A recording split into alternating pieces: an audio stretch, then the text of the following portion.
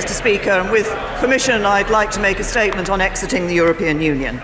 We've now had 3 days of debate on the withdrawal agreement, setting out the terms of our departure from the EU and the political declaration setting out our future relationship after we have left. I've listened very carefully to what has been said in this chamber and out of it.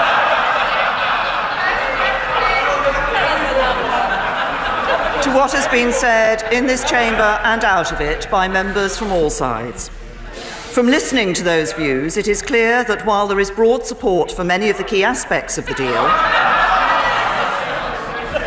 on one issue, the Northern Ireland backstop, there remains widespread and deep concern.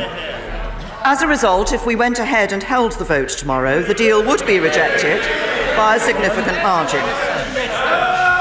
We will therefore defer the vote scheduled for tomorrow and not proceed to divide the House at this time. And I still believe there is a majority to be won in this House in support of it if I can secure additional reassurance on the question of the backstop.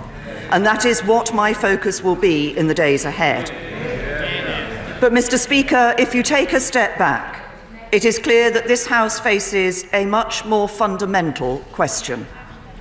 Does this House want to deliver Brexit?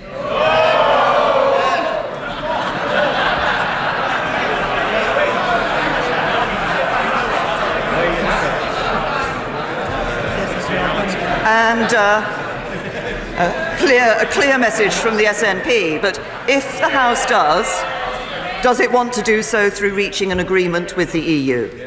If the answer is yes, and I believe that is the answer of the majority of this House, then we all have to ask ourselves whether we're prepared to make a compromise, because there will be no enduring and successful Brexit without some compromise on both sides of the debate. If you want to leave without a deal, be upfront that in the short term this would cause significant economic damage to parts of our country who can least afford to bear the burden. I do not believe that any of those courses of action command a majority in this House. But notwithstanding that fact, for as long as we fail to agree a deal, the risk of an accidental no deal increases. So the government will step up its work in preparation for that potential outcome, and the Cabinet will hold further discussions on it this week.